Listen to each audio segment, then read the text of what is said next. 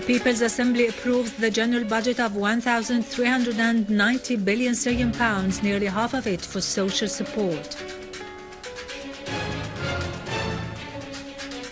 The Assistant Regional Secretary of the Baath Party inspects the needs of citizens in the areas of al-Nabek, Qara and Noticias. The Protestant Armenians in Aleppo and the Syriac Orthodox in Damascus hold religious masses to pray for peace in Syria and the liberation of the kidnapped victims.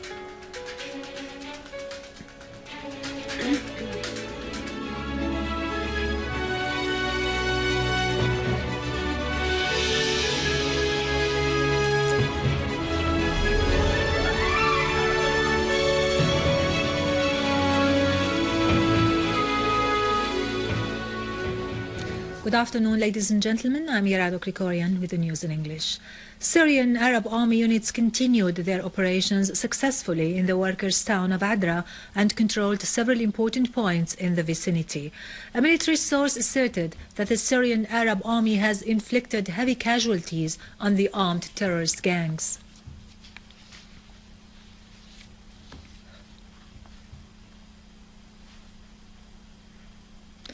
A unit of the police and security forces captured terrorist vehicles carrying weapons and ammunition to the terrorist gangs in the town of al-Nabek. They also stormed a terrorist hideout and found a store of weapons and ammunition. They also captured another hideout containing amounts of medical compounds and equipment stolen from government hospitals. In the farms around al-Nabek, the security forces chased terrorist gangs and combed the area and captured another hideout containing large amounts of weapons used by the terrorists to terrify innocent civilians and to attack military points in al-Nabek.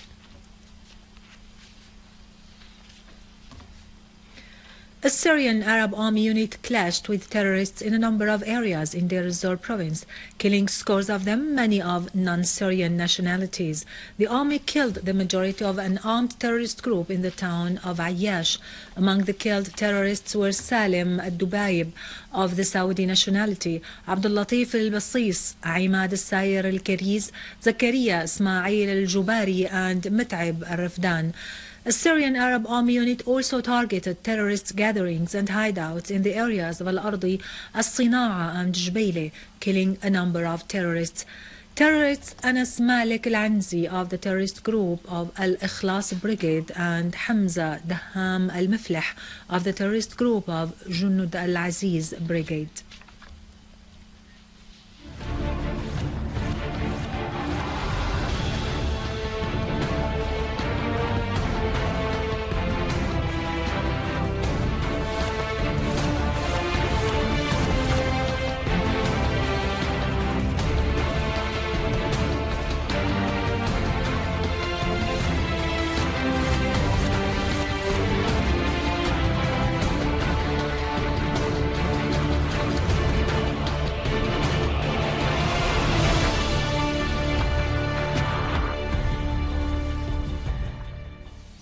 Welcome back.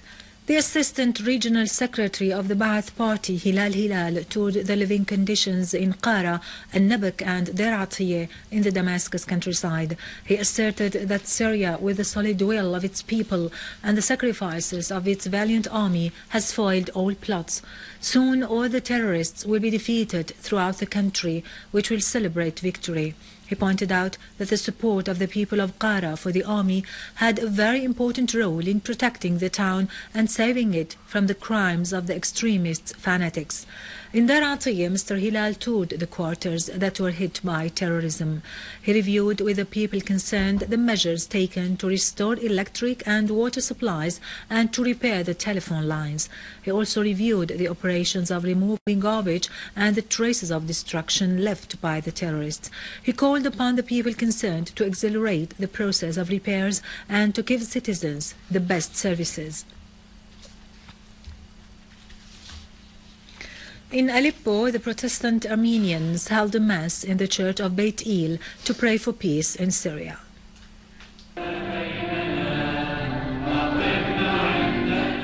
A religious mass has been yesterday held at the Armenian Evangelical Church of Baath in Al-Slimania neighborhood in Aleppo city for the release of the abducted bishops and nuns and all the abductees in Syria. Worshippers lit candles and prayed for peace to prevail in Syria, for the repose of martyrs' souls and the victory of the Syrian Arab army. The participants affirmed that the Christians are not a minority in the region, but they are part of a wide of civilization stretching from Lebanon, Athens to Moscow. In Damascus, a mass was held in the Church of the Syriac Orthodox to pray for peace in Syria and the liberation of the kidnapped people from the armed gangs of terrorism. The Mass was led by His Beatitude, the Deputy Patriarch, Poulos Asuki. The Orthodox branch of the General Union of Women took part in the Mass. They prayed to God to protect Syria and its people and to preserve stability throughout the homeland. The participating women asserted their condolences to the bereaved victims of terrorism. They pointed out that they came to express solidarity with their Muslim brothers and to tell the whole world that the Syrians are united and the unity would never be overcome by plots or conspiracies. The leader of the Turkish People's Party exposed Erdogan's theft of money and giving it to the terrorists in Syria. The Turkish paper Hürriyet published a report by its correspondent in Washington asserting the arrival of 47 tons of weapons and ammunition to the terrorists in Syria during the past 6 months. Once more, the Turkish parliament witnessed heated deliberations during the discussion of next year's general budget. The Turkish People's Party opened the fire of Erdogan's involvement in giving money stolen from the Turkish people to the terrorist groups in Syria. Erdogan denied this accusation and blocked the report of the Committee of Financial Inspection during the past 3 years. The report exposed financial and administrative corruption. The leader of the People's Party described the budget as illegitimate, while the Turkish government spent the tax money on buying weapons for the armed opposition in Syria. The leader added that he heard the testimony of a lorry driver who was detained 2 months ago while he was trying to smuggle bombs into Syria. The driver admitted the involvement of Erdogan's men in smuggling those weapons. The leader of the People's Party also attacked the support of Erdogan's government to the Tunisian Muslim Brotherhoods and their government. He accused Erdogan of supporting the forces of repression and torched. The members of the opposition parties hit their tables, announcing their refusal to listen to the lies of Erdogan's party.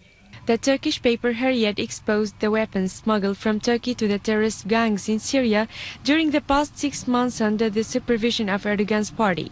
The correspondent of the paper sent a copy of the UN records proving that Turkey sent weapons to the terrorists in Syria.